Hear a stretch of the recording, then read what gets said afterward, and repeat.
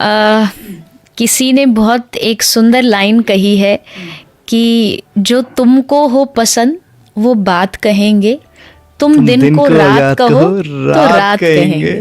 प्रेम बस इतना सही है। प्रेम की व्याख्याएं तो बहुत सारी हो सकती है, डेफिनेशंस बहुत हो सकती हैं, पर प्रेम का मतलब एक ही होता है कि जिनसे आप प्रेम करते हो उनके सुख की इच्छा, उनकी भावना, उसको पूरा करना बस जब मन करने लगे कि इनका अच्छा, इनका सुख हमें ध्यान रखना है। हम ब्रज में कहते हैं कि 2 + 2 2 + 2 = 4 होता है दुनिया की मैथ्स में, पर प्रेम की मैथ में अगर प्रियतम कह दे 2 + 2 10 होता है तो 10 ही होगा क्योंकि वो मेरे प्रियतम ने कहा है, वो कृष्ण ने कहा है कि भाई 2 + 2 10 तो 10, आंख पे पट्टी बांध के हमने उसकी बात को मान ली। ये ब्रज का प्रेम है, ये कृष्ण ने जो सिखाया वो प्रेम है।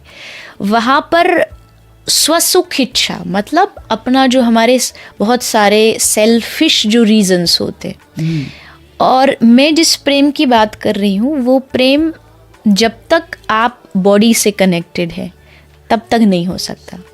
जब आप इस बॉडी से ऊपर उठते हैं, मतलब आप जब अट्रैक्शन से ऊपर उठते हैं, जब आप फिजिकल उससे ऊपर उठते हैं, तब आप जाकर के उस असल वाले प्रेम को समझ पाएंगे।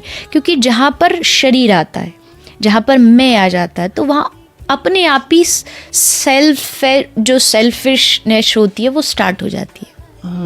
वहाँ अपने आप कुछ ना कुछ स्वार्थ हो जाता है, वहाँ अपने आप कुछ मांगे हो जाती है। जैसे फॉर एन एग्जाम्पल अक्सर लोग कहते हैं कि मैं तुमसे प्यार करता हूँ, मेरे लिए इतना नहीं करोगे? तो अब वहाँ क्या हुआ? मेरे लिए आपको क्या करना है, मैं जो चाह रहा हूँ मेरे लिए तुमको करना पड़ेगा। तुम्हारी खुशी क्या है, मुझे उससे कोई मतलब नहीं है।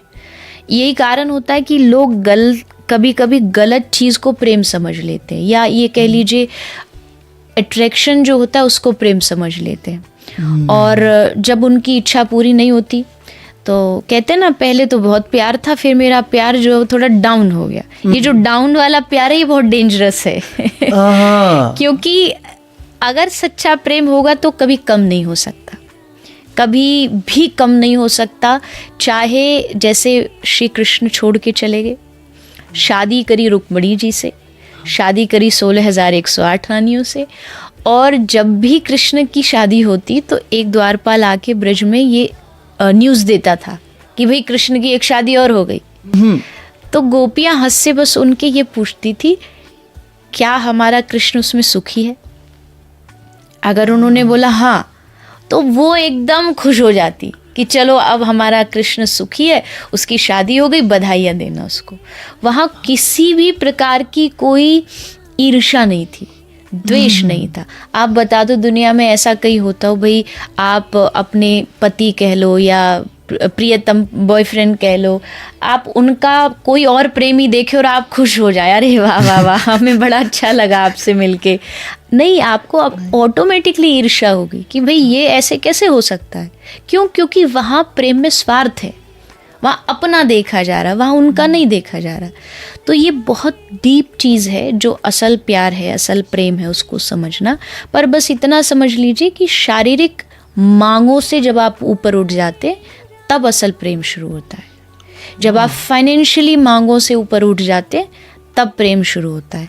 और प्रेम क्या है? नारद भक्ति सूत्र में नारद जी ने लिखा अनुभव रूपम, मतलब प्रेम की डेफिनेशन से कोई नहीं समझ सकता प्रेम को, अनुभव, एक्सपीरियंस करना पड़ेगा। ये प्रेम जो है ये एक्सपीरियंस बेस्ड चीज़ है, ये कोई कहने वाली चीज़ नहीं है। जैसे हम कहते हैं ना, एक आदमी को रसगुल्ला खिला के कहो कि इसकी डेफिनेशन बताओ, इसकी व्याख्या बताओ, तो क्या बताएगा? उसको तो खाए वो ही समझ सकता है कि इसमें कितना टेस्ट है। तो प्रेम भी वैसा ही है, प्रेम का अनुभव करना पड़ता है। और एक बात जो सबको समझनी चाहिए कि ये जो प्रेम की हम बात कर रहे हैं ये संसार के लेवल का नहीं है, ये थोड़ा उससे ऊपर के लेवल का है, ये भगवत आध्यात्मिक लेवल का प्रेम है। तो उसको समझने के लिए आपको किसी प्रेमी का संग करना पड़ेगा।